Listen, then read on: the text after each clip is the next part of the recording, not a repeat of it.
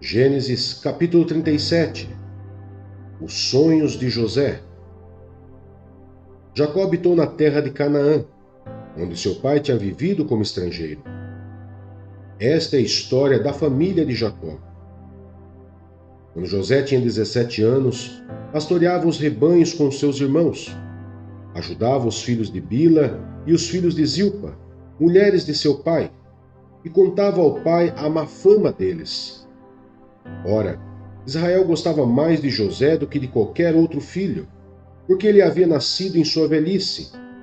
Por isso mandou fazer para ele uma túnica longa. Quando seus irmãos viram que o pai gostava mais dele do que de qualquer outro filho, odiaram-no e não conseguiam falar com ele amigavelmente. Certa vez, José teve um sonho. Quando o contou a seus irmãos, eles passaram a odiá-lo ainda mais. Ouçam o sonho que tive, disse-lhes. Estávamos amarrando os feixes de trigo no campo, quando o meu feixe se levantou e ficou em pé, e os seus feixes se ajuntaram ao redor do meu e se curvaram diante dele. Seus irmãos lhe disseram: Então você vai reinar sobre nós? Quer dizer que você vai nos governar? E o odiaram ainda mais por causa do sonho e do que tinha dito. Depois teve outro sonho e o contou aos seus irmãos. Tive outro sonho, e desta vez o sol, a lua e 11 estrelas se curvavam diante de mim. Quando o contou ao pai e aos irmãos, o pai o repreendeu e lhe disse: Que sonho foi esse que você teve? Será que eu, sua mãe e seus irmãos viremos a nos curvar até o chão diante de você? Assim seus irmãos tiveram ciúmes dele. O pai, no entanto, refletia naquilo. Vendido pelos irmãos. Os irmãos de José tinham ido cuidar dos rebanhos do pai, perto de Siquém. Israel disse a José: Como você sabe, seus irmãos estão apacentando os rebanhos perto de Siquém. Quero que você vá até lá. Sim, senhor, respondeu ele. Disse-lhe o pai: Vai ver se está tudo bem com seus irmãos e com os rebanhos, e traga-me notícias. Jacó o enviou quando estava no vale de Hebrom. Mas José se perdeu quando se aproximava de Siquém. Um homem o encontrou vagueando pelos campos e lhe perguntou: O que é que você está procurando? Ele respondeu: Procuro meus irmãos. Pode me dizer onde eles estão apacentando os rebanhos? Respondeu o homem: Eles já partiram daqui. Eu os ouvi dizer: Vamos para Dotã. Assim José foi em busca de seus irmãos e os encontrou perto de Dotã. Mas eles o viram de longe e, antes que chegasse, planejaram matá-lo. Lá vem aquele sonhador, diziam uns aos outros.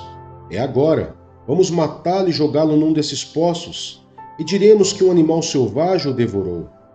Veremos então o que será dos seus sonhos. Quando Rúben ouviu isso, tentou livrá-lo das mãos deles, dizendo: Não lhe tiremos a vida. E acrescentou: Não derramem sangue, joguem-no naquele poço no deserto, mas não toquem nele. Rúben propôs isso com a intenção de livrá-lo e levá-lo de volta ao pai. Chegando José, seus irmãos lhe arrancaram a túnica longa, agarraram-no e o jogaram no poço, que estava vazio e sem água. Ao se assentarem para comer, viram ao longe uma caravana de ismaelitas que vinha de Gileade. Seus camelos estavam carregados de especiarias, bálsamo e mirra, que eles levavam para o Egito. Judá disse então a seus irmãos: Que ganharemos se matarmos o nosso irmão e escondermos o seu sangue? Vamos vendê-los aos ismaelitas. Não tocaremos nele, afinal é nosso irmão, é nosso próprio sangue. E seus irmãos concordaram. Quando os mercadores ismaelitas de Midian se aproximaram, seus irmãos tiraram José do poço e o venderam por 20 peças de prata aos ismaelitas, e o levaram para o Egito. Quando Rúben voltou ao poço e viu que José não estava lá, rasgou suas vestes e, voltando a seus irmãos, disse: O jovem não está lá. Para onde irei agora? Então eles mataram um bode, mergulharam no sangue a túnica de José e a mandaram ao pai com este recado: Achamos isto. Veja se é a túnica de teu filho. Ele a reconheceu e disse: É a túnica de meu filho. Um animal selvagem o devorou. José foi despedaçado. Então Jacó rasgou suas vestes, vestiu-se de pano de saco e chorou muitos dias por seu filho. Todos os seus filhos e filhas vieram consolá-lo, mas ele recusou ser consolado, dizendo: Não, chorando descerei à sepultura para junto de meu filho. E continuou a chorar por ele. Nesse meio tempo, no Egito, os medianitas venderam José a Potifar, oficial do faraó e capitão da guarda.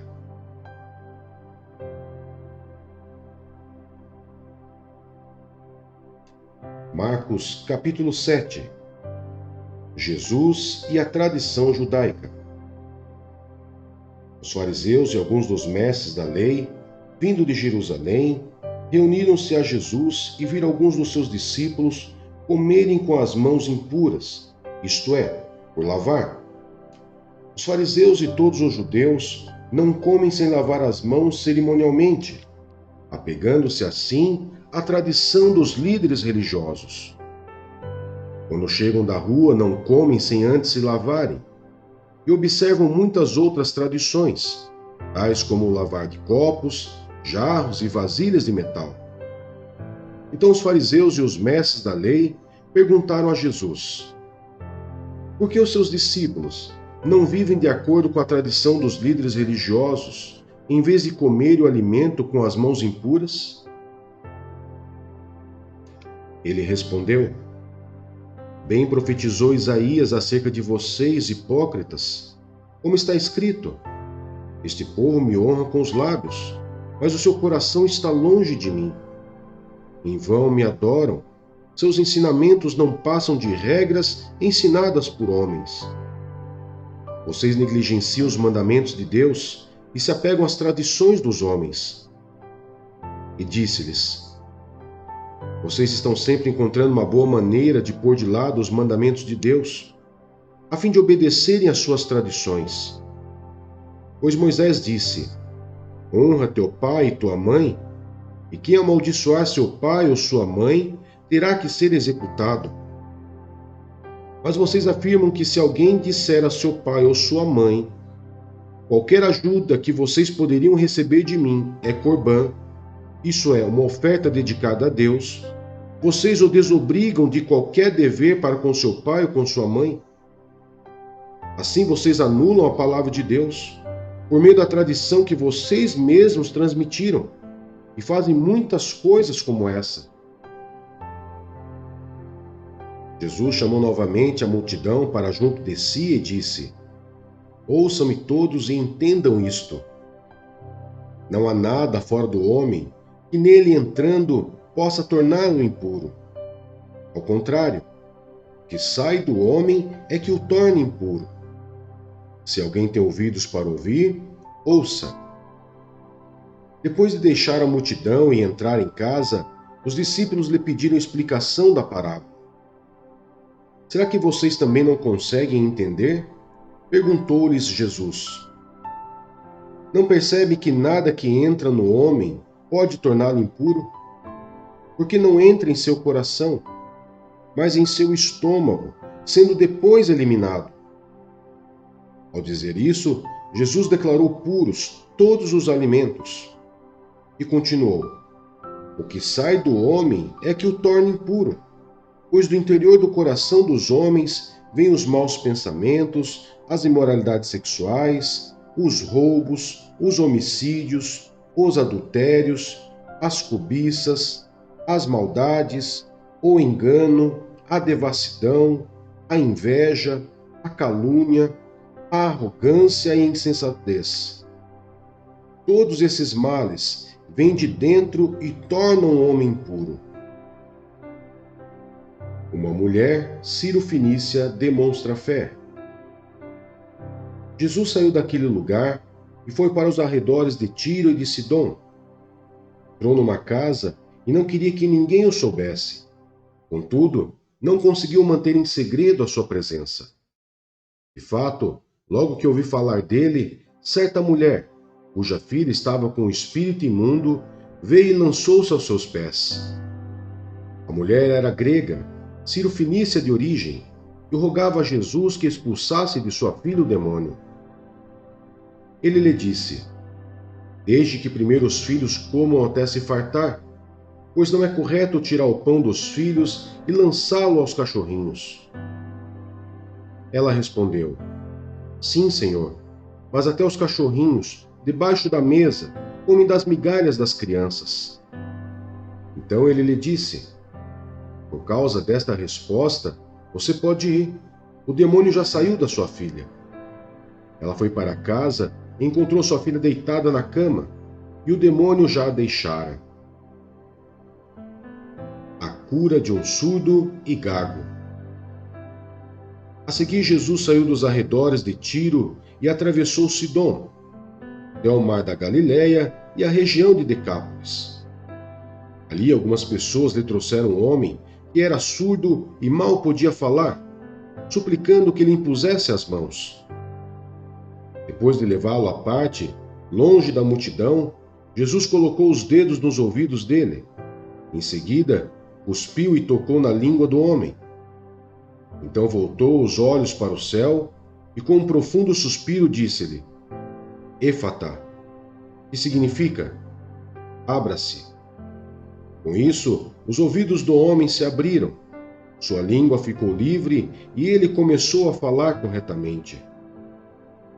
Jesus ordenou-lhes que não o contassem a ninguém. Contudo, quanto mais ele os proibia, mais eles falavam. O povo ficava simplesmente maravilhado e dizia: Ele faz tudo muito bem, faz até o surdo ouvir e o mudo falar.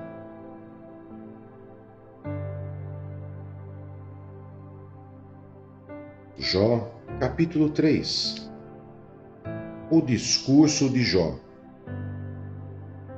Depois disso, Jó abriu a boca e amaldiçoou o dia do seu nascimento, dizendo: Mereço o dia do meu nascimento e a noite em que se disse: Nasceu um menino. Transforme-se aquele dia em trevas, e Deus lá do alto não se importe com ele, não resplandeça a luz sobre ele. Chame-no de volta às trevas e à mais densa escuridão. Coloque-se uma nuvem sobre ele, e o negrume aterrorize a sua luz. Apoderem-se daquela noite densas trevas. Não seja ela incluída entre os dias do ano, nem faça parte de nenhum dos meses.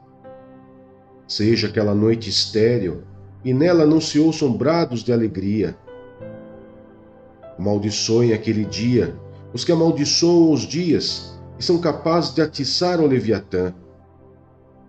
Fiquem escuras as suas estrelas matutinas. Espere ele em vão pela luz do sol, e não veja os primeiros raios da alvorada, pois não fechou as portas do ventre materno para evitar que eu contemplasse males. Por que não morri ao nascer, e não pereci quando saí do ventre? Porque houve joelhos para me receberem e seios para me amamentarem? Agora eu bem poderia estar deitado em paz e achar repouso junto aos reis e conselheiros da terra, que construíram para si lugares que agora jazem ruínas, com governantes que possuíam ouro e enchiam suas casas de prata. Porque não me sepultaram como criança abortada, como um bebê que nunca viu a luz do dia? Ali os ímpios já não se agitam, e ali os cansados permanecem em repouso. Os prisioneiros também desfrutam sossego. Já não ouve mais os gritos do feitor de escravos. Os simples e os poderosos ali estão, e o escravo está livre do seu senhor. Porque se dá a luz aos infelizes e vida aos de alma amargurada, aos que anseiam pela morte e esta não vem, e a procuram mais do que um tesouro oculto, aos que se enchem de alegria e exultam quando vão para a sepultura? Porque se dá vida àquele cujo caminho é oculto e a quem Deus fechou as saídas? Pois me vêm suspiros em vez de comida, meus gemidos transbordam como água. O que eu temia veio sobre mim, o que eu receava me aconteceu. Não tenho paz, nem tranquilidade, nem descanso, somente inquietação.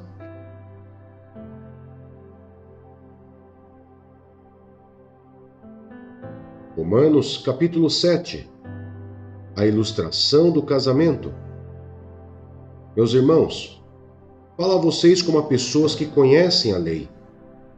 Acaso vocês não sabem que a lei tem autoridade sobre alguém apenas enquanto ele vive? Por exemplo, pela lei a mulher casada está ligada a seu marido enquanto ele estiver vivo. Mas, se o marido morrer, ela estará livre da lei do casamento. Por isso, se ela se casar com outro homem enquanto seu marido ainda estiver vivo, será considerada adúltera. Mas se o marido morrer, ela estará livre daquela lei, e mesmo que venha se casar com outro homem, não será adúltera.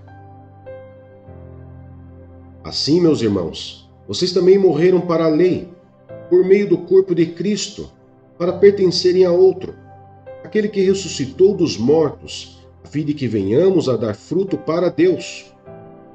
Pois quando éramos controlados pela carne, as paixões pecaminosas despertadas pela lei atuavam em nosso corpo, de forma que dávamos fruto para a morte.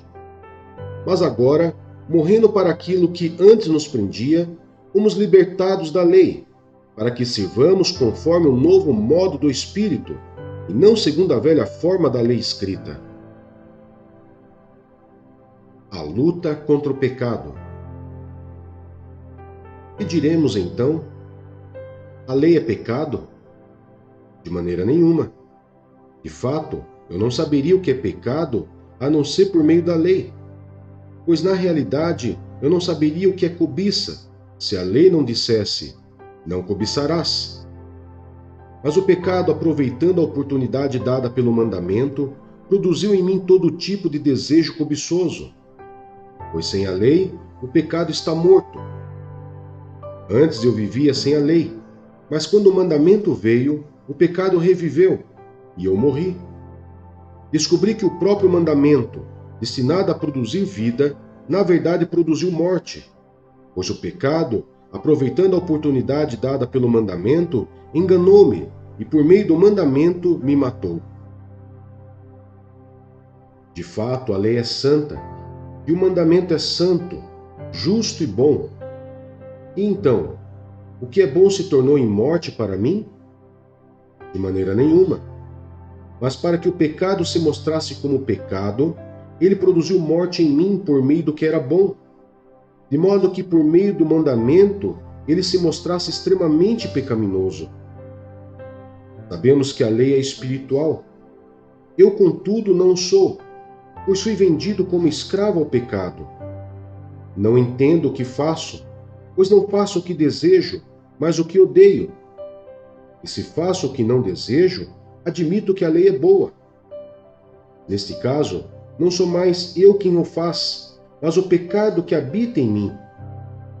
Sei que nada de bom habita em mim, isto é, em minha carne, porque tenho o desejo de fazer o que é bom, mas não consigo realizá-lo. Pois o que faço não é o bem que desejo, mas o mal que não quero fazer, esse eu continuo fazendo.